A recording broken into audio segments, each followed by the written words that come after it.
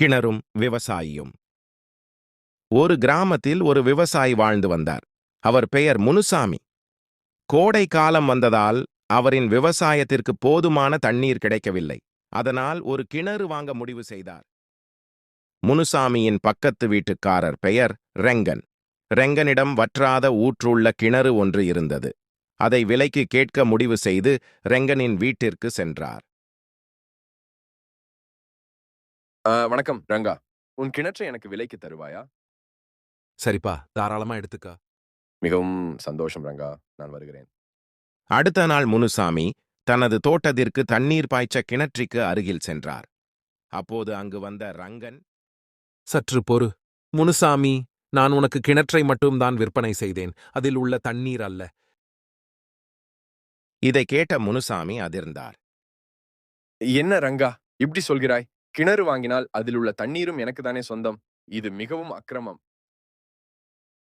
அதெல்லாம் எனக்கு தெரியாது. தண்ணீரை எடுக்காதே, கிணறை மட்டும் எடுத்துக்கோ என்று சொன்னான் ரெங்கன். முனுசாமி அதிர்ச்சியுடனும் சோகத்துடனும் அந்த நாட்டு அரசனிடம் சென்று முறையிட்டார். என்னப்பா ரெங்கா, நீ சொல்வது எப்படி சரியாகும்? கிணறு வாங்கினால் அதில் உள்ள தண்ணீரும் தானே அந்த முனுசாமிக்கு சொந்தம்? இல்ல அரசே, நான் கிணறை மட்டும்தான் விலைக்கு கொடுத்தேன், தண்ணீரை அல்ல. சரி, அப்படியென்றால் முனுசாமியின் கிணற்றில் உன் தண்ணீரை எதற்கு வைத்திருக்கிறாய்? உடனடியாக அதை உபயோகப்படுத்து. இந்த இரவுக்குள் நீ வெறும் கிணற்றை மட்டும் முனுசாமியிடம் ஒப்படைக்க வேண்டும். இது என்னுடைய உத்தரவு. ஐயோ, ஒரு ராத்திரியில் எப்படி அரசே அவ்வளவு தண்ணீரையும் உபயோகப்படுத்த முடியும்? அதெல்லாம் எனக்கு தெரியாது.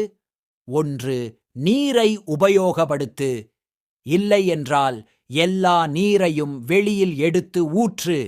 ரெங்கன் தன் தவறை உணர்ந்து அரசரிடமும் முனுசாமியிடமும் மன்னிப்பு கேட்டான்.